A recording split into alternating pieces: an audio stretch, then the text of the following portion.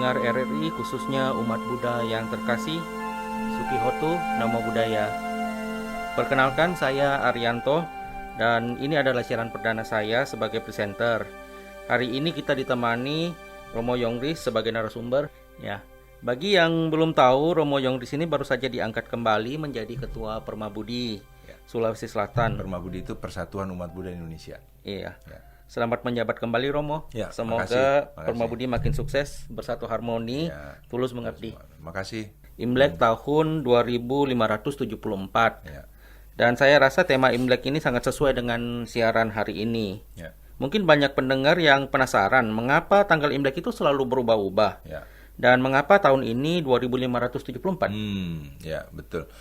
Jadi Imlek ini sebenarnya, Imlek kita jelaskan dulu ya Pak Arianto. Imlek itu apa sih artinya sebenarnya? Imlek itu berasal dari kata huruf dialek Hokkien sebenarnya. Im dengan lek. Im itu artinya bulan, lek itu artinya penanggalan. Jadi Imlek itu adalah penanggalan bulan sebenarnya artinya. Cuma dia disebut dalam dialek Hokkien. Kalau dalam dialek Mandarin itu Yingli ya, Yingli. Karena dia penanggalan bulan, sedangkan kita kan masih itu penanggalan matahari full, sehingga ya waktunya ya tidak sinkron gitu. Nah, tetapi 3 tahun sekali itu dilakukan dilakukan penyesuaian. Jadi makanya penanggalan Imlek itu sebenarnya tidak murni bulan, tapi dia lebih cocok disebut sebenarnya Surya Chandra, penanggalan Surya Chandra atau Im Yang Lek. Jadi penanggalan bulan dan matahari digabung, dikombinasi menjadi penanggalan Imlek saat ini. Seperti ini sekarang, Imlek ini akan jatuh tanggal 22 Februari. Nah, tahun depan itu ada bulan lunarnya, jadi akan jatuh pada bulan Februari ditambah 30 hari gitu. Oh, gitu. Nah, 2574 itu Pak Arianto, dan juga mungkin pendengar RRI juga perlu tahu bahwa kenapa sampai 2574. 2574 itu diambil dari menghormati dari Konghucu. Jadi Konghucu itu lahir tahun 551 sebelum Masehi. Jadi tambah dengan 223 itu menjadi 2574. Jadi 2574 itu adalah tahun yang dipakai oleh orang-orang Tionghoa karena menghargai kelahiran Konghucu. Tapi sebenarnya ada dua, bukan hanya 2574. Ada juga yang pakai tahun 4720.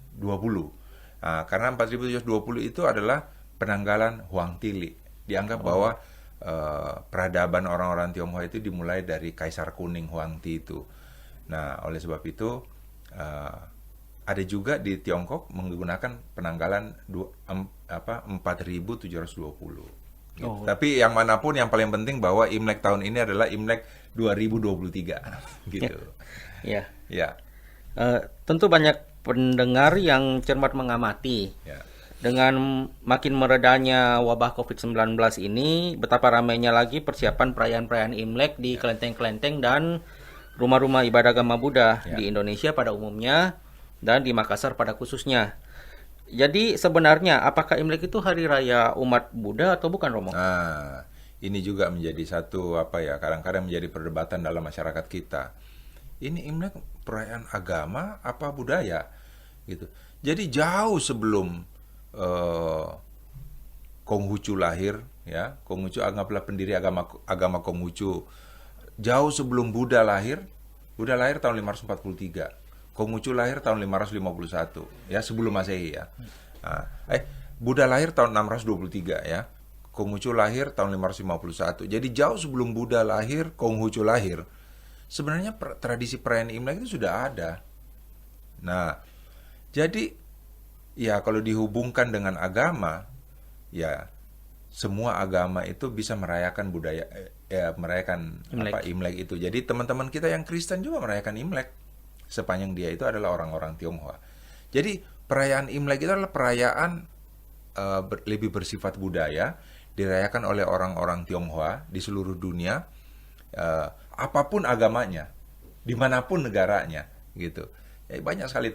Bahkan Ya kalau kita umat Buddha kan di kelenteng-kelenteng, di wihara kan udah pasti ya merayakan Imlek ya. Bahkan di tempat lain di gereja-gereja ada yang bikin misa Imlek. Oh, udah Iya, sudah mulai ya. ada yang bikin KKR Cap Gome misalnya, Ya. kebaktian kebangunan rohani yang teman-teman kita Protestan, karena di situ komunitas Chinese-nya banyak. Jadi mereka merayakan Imlek itu sesuai dengan dasar-dasar agama dia. Jadi diperbolehkan gitu. Nah, itu yang menarik. Jadi kalau kita melihat Imlek itu sesungguhnya adalah memang perayaan budaya, tetapi bisa dimaknai oleh agama apapun. Ya. Gitu ya, gitu. Nah, oleh teman-teman kita yang Konghucu memang mereka menganggap bahwa Imlek itu sudah merupakan bagian dari perayaan agama mereka.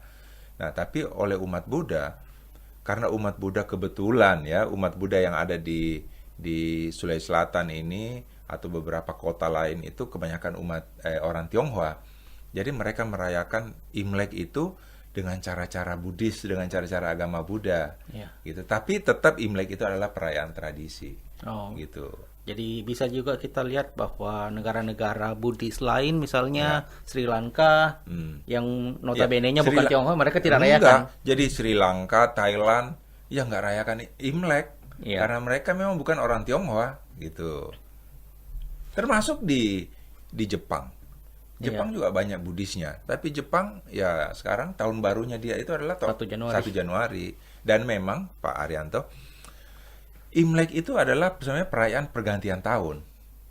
Jadi pada saat tahun baru Imlek ya, kita itu memasuki hari pertama ya, tanggal 22 Januari Imlek kita. Itu adalah hari tanggal 1 bulan 1 tahun Imlek, Ya. gitu. Nah, itu pergantian tahun. Kalau di Tiongkok itu sering disebut sebagai Chuanjie atau perayaan memasuki musim semi, karena orang-orang sangat merindukan masuknya musim semi. Setelah masuk musim dingin yang sangat menderita, Ya. orang-orang itu merasa bahagia sekali bisa memasuki musim semi di mana pohon, tanaman semua berbunga. Dan masih hidup lagi.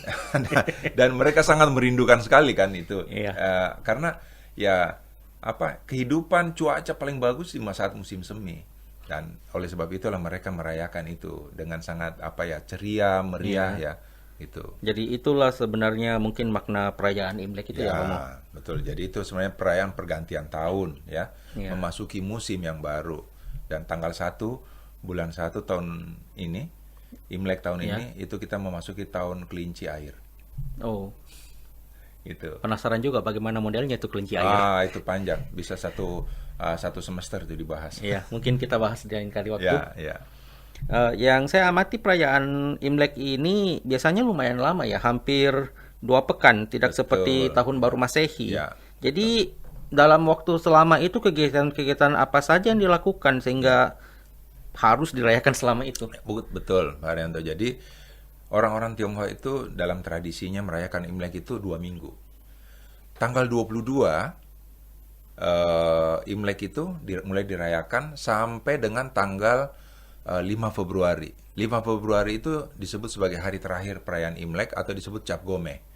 Cap Go itu dialog Hokkien lagi ya, karena kebanyakan orang-orang Tionghoa di Indonesia itu berasal dari Hokkien.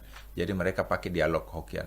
Nah, Cap Go itu artinya 15. Mei itu malam. Jadi Cap Gome itu adalah hari ke-15, malam ke-15 dari Imlek yang merupakan puncaknya perayaan Imlek. Nah, selama 15 hari inilah orang-orang Tionghoa itu merayakan Imlek. Nah, tadi Pak Arianto tanya, jadi kegiatan apa saja? Kegiatan ini sebenarnya hanya 2 saja. Satu kegiatan yang lebih bersifat ritual, satu adalah kegiatan yang bersifat sosial.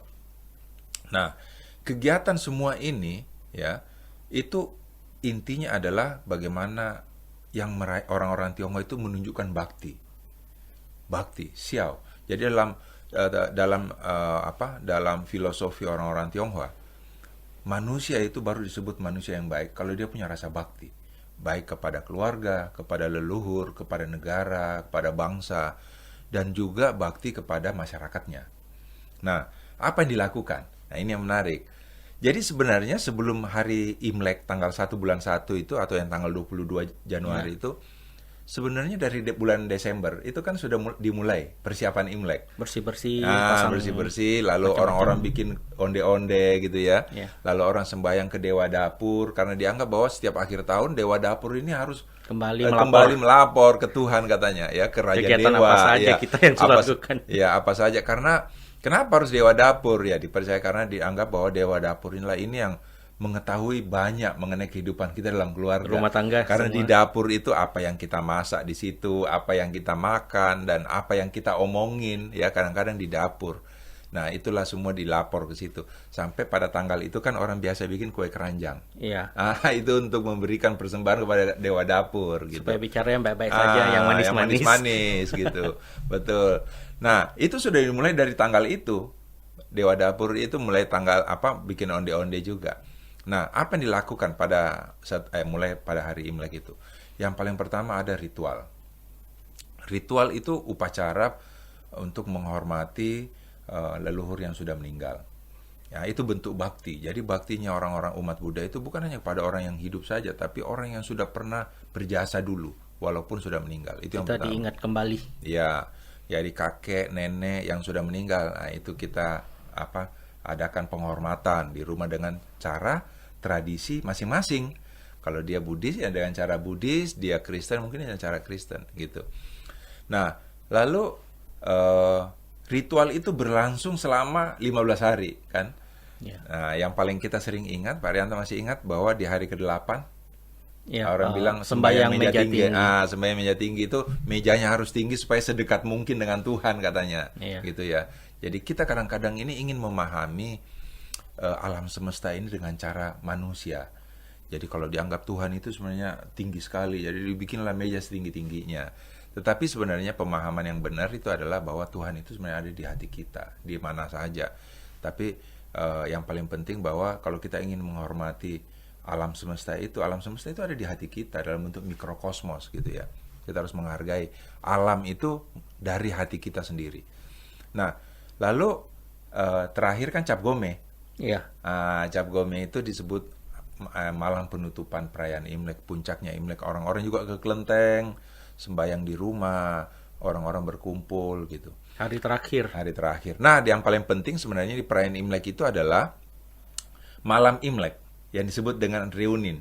Oh ya, makan Reuni malam keluarga, bersama. ya, family reunion. Kan Arianto juga Iya. mungkin kumpul dengan keluarga, makan sama-sama. Nah, jadi pada saat Imlek itu kan orang-orang itu datang berkumpul semua, yang jauh dari Jakarta, dari Surabaya, bahkan ada yang dari luar negeri itu datang semua. Berkumpul di rumah nenek. Ya, berkumpul semuanya di rumah yang paling dituakan. Kalau neneknya sudah meninggal, mungkin masih ada bapaknya, Iya. mereka berkumpul di rumah. Pokoknya berkumpul di rumah orang yang paling dituakan. Lalu mereka reuni di situ kan, makan Iya. bersama, dan mereka kadang ngobrol sampai tengah malam. Ya kan, ngobrol, makan sampai Melepas rindu. Ya, melepas rindu sampai mereka melewati tanggal hari terakhir ya, Ya. di tahun macan ini yang masuk ke tahun kelinci. Nah, itu yang paling penting. Jadi family reunion. Dan mereka pada saat itu kan tidak mau terima tamu pun tidak. Mereka tidak mau bikin aktivitas lain karena mereka menganggap bahwa family reunion sangat penting. Eksklusif. Jangan diganggu kalau bisa. Iya. Nah, tapi sekarang dengan kondisi sudah modern, orang biasa sudah bukan lagi makan di rumah, tapi makan di restoran gitu ya. Iya. Ya, intinya sebenarnya adalah mereka itu kumpul bersama dan mereka itu saling mendekatkan diri. Mungkin menyesuaikan juga supaya neneknya tidak terlalu sibuk masak. Ya, sekarang dulu kan masih restoran yang besar-besar masih kurang. Jadi Iya. sekarang udah bisa. Bahkan beberapa rumah makan, restoran, hotel itu menyiapkan khusus makan malam Reunion malam dinner. Imlek itu Iya. kan, gitu. Nah, itu kegiatan-kegiatan yang lebih bersifat ritual. Termasuk makan itu sebenarnya ritual tuh. Walaupun makan itu secara ada nilai sosialnya, tetapi itu secara ritual Ada juga. banyak Ya, bisa karena itu dibahas lagi, ada artinya ya. makan ini Ya, supaya apa, makan kenapa ini harus supaya ada apa. buah apel, buah jeruk misalnya ya. Harus ada ikan. Ya, ikan. Lalu itu acara yang lebih bersifat ritual. Lalu acara sosialnya apa? Nah, acara sosialnya orang-orang saat Imlek itu ada orang bilang kunjungan silaturahmi Ya. atau painen. Ya, Ya kan, painen. Jadi kita berkunjung ke orang yang lebih tua, Senior. ya lebih senior ya. Kita berkunjung ke orang tua kita berkunjung ke kakek, ke om gitu. Nah, disitulah orang-orang bisa menyambung kembali. Kalau mereka selama ini jarang ketemu, mereka bisa ketemu lagi. Dan khusus untuk anak-anak dikasih angpau. Iya, Iya itu kan? ada satu Atau orang kegiatan. tua juga, orang yang sudah tua itu dikasih angpau juga. Jadi apa maknanya itu angpau? Ya, angpau sebenarnya, angpau itu bahasa Hokian juga. Angpau itu, ang itu artinya merah. Ya. Pau itu bungkusan. Kalau kita lihat angke, misalnya ada yang sebut kali angke di Jakarta, ang itu merah, ke itu kali. Karena dulu di situ kali merah karena banyak darah gitu ya. Lalu angpau, pau itu bungkusan, bakpau itu bungkusan daging gitu ya. Nah, jadi angpau itu adalah bungkusan merah. Sebenarnya bungkusan merah itu wujud dari restu atau doa yang kita berikan ke orang yang kita berikan angpau itu. Jadi yang sebenarnya angpau itu bukan yang penting, bukan hanya isi duitnya di dalam. Isinya itu nomor 2. Yang paling penting itu sebenarnya adalah makna yang ingin, doa yang ingin diberikan oleh si pemberi angpau.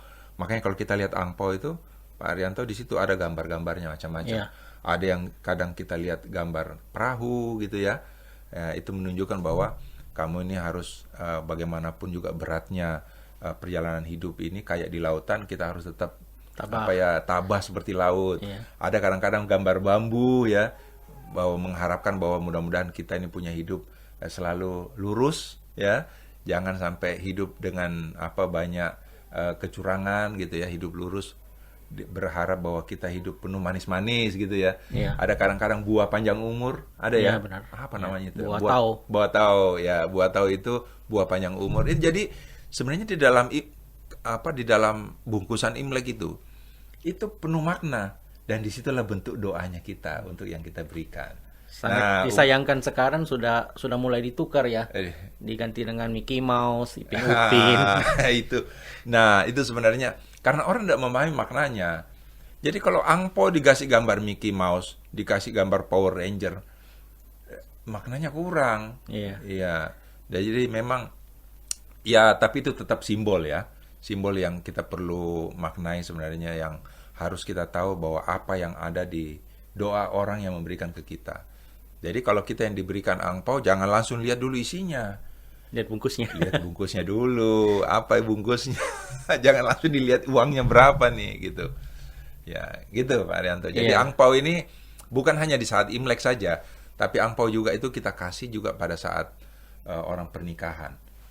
Gitu. Jadi saat-saat sukacita, orang-orang misalnya lulus, kelahiran, betul, lalu masuk rumah baru. Pokoknya saat-saat yang penuh berkah. Nah, disitulah. Dan warna merah itu kan dalam kita orang-orang Tionghoa, merah itu menunjukkan warna sukacita. Jadi memang ada 2 kalau saya lihat warna yang utama ya. Di angpau itu umumnya merah dan kuning. Iya. Ya. Kuning itu melambangkan kemakmuran atau warna emas. Merah itu lambang cinta kasih, kebahagiaan. Ya, darah kita merah. Lambang kehidupan juga. Lambang kehidupan. Darah itu adalah kehidupan ya. Gitu Pak Arianto mengenai angpau itu. Iya.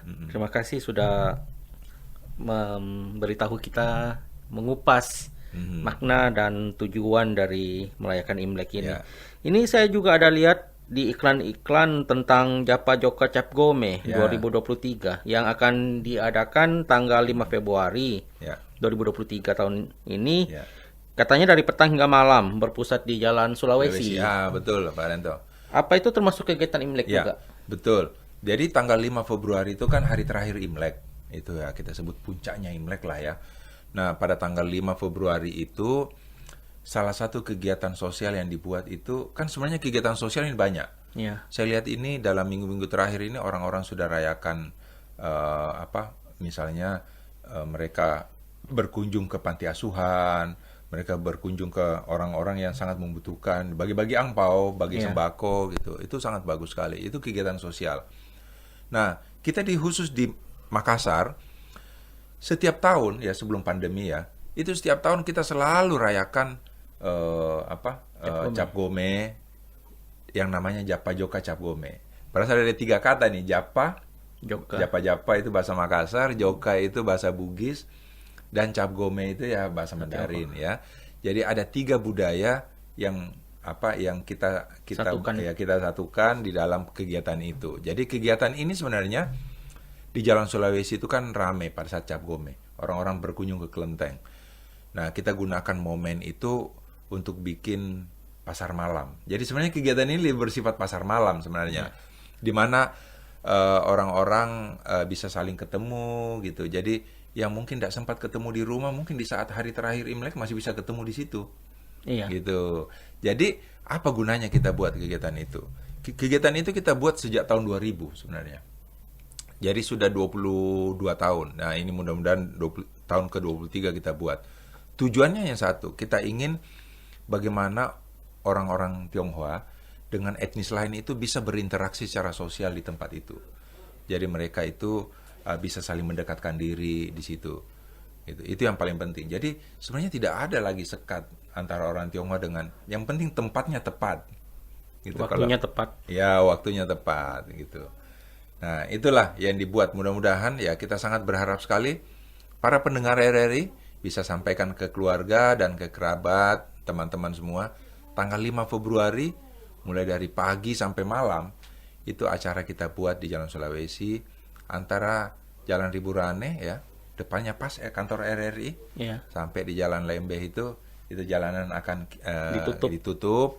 Di situ ada panggung budaya, ada Pasti ada barongsai. ada barongsai juga di situ. Lalu ada juga booth-booth makanan, jual pakaian lah, jual pokoknya yang paling penting bagaimana kita bisa hidup menikmati malam yang indah itu. Sebab tanggal 15 itu pas bulan purnama. Iya.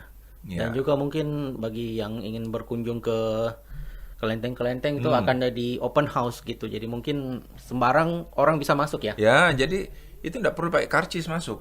Jadi siapapun mau masuk, mau datang jalan-jalan ke mana, ke Jalan Sulawesi pada tanggal 5 Februari, bertepatan hari Minggu. Iya. Silakan. Kita ndak ada karcis masuk. Bebas saja masuk, ya. Gitu, Pak Nel. Ya. Terima kasih Romo Yongris atas penjelasannya yang sangat detail ini. Saya yakin para pendengar kita juga dapat mengikuti siaran ini, akhirnya dapat mengetahui kegiatan-kegiatan apa saja yang dilakukan dalam perayaan Imlek dan juga memahami arti, makna, dan tujuan dari kegiatan-kegiatan itu. Ya, betul. Jadi yang paling penting Pak Arianto, yang paling penting ya, ini sangat penting. Kita merayakan Imlek itu harus mengetahui maknanya. Untuk apa? Dan saya ulang sekali lagi terakhir, untuk para pendengar RRI yang memang merayakan Imlek. Imlek itu isinya adalah bakti. Bakti kepada keluarga, bakti kepada leluhur, bakti kepada bangsa, bakti kepada negara.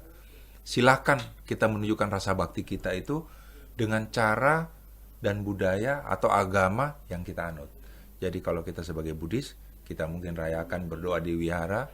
Yang teman-teman yang agama lain ya silahkan sesuai dengan agamanya masing-masing. Tapi yang paling penting makna Imlek adalah Bakti. Gimana kita memberikan bakti kita. Tanpa bakti kita bukanlah manusia yang utuh sebenarnya. Karena kita ini kan lahir dari orang tua kita. Kita harus tahu menghargai mereka yang sudah bersusah payah membesarkan kita, melahirkan kita. Gitu Pak Arianto. Ya. Wah, enggak rasa pembicaraan kita ya. Sudah mencapai waktunya. Gitu. Saya Arianto sebagai presenter hari ini dan juga Romo Yongris mengucapkan selamat Hari Imlek tahun 2574 kepada para pendengar kami yang merayakannya. Sinen Kuaile, Kongsi Facai, Wang Serui, Dan- Senti Jiengkang. Paling penting Senti Ya. Jiengkang. Artinya apa nih semua nih? supaya banyak rezeki. Banyak Selamat, lagi ya. selamat Senti tahun baru. Jengkang, semoga Anda Sehat selalu. Wang Selui, semoga Anda punya masalah ya bisa Anda lewati semua dengan baik. Kongsi Facai, Kongsi Facai itu artinya makin apa sih? banyak rezeki. Ya. Kongsi artinya selamat, Facai artinya rezeki atau kemakmuran ya. Semoga Anda makmur semua di tahun 2023. Walaupun orang bilang mungkin tahun ini belum begitu terlalu bagus ya, tapi kita harus tetap optimis. Karena nasib kita tetap ada di tangan kita. Semua sio baik. Yang penting dia mau usaha atau tidak. Iya. Ya. Terima kasih para pendengar yang sudah menyimak siaran kami. Sampai ketemu di kesempatan yang akan datang. Jangan lupa datang ke Japa Joka Cap Gome Ya. tanggal 5 Februari Sampai jumpa pada siaran yang akan datang. Sukihotu, Namo Buddhaya. Namo Buddhaya. Terima kasih Romo.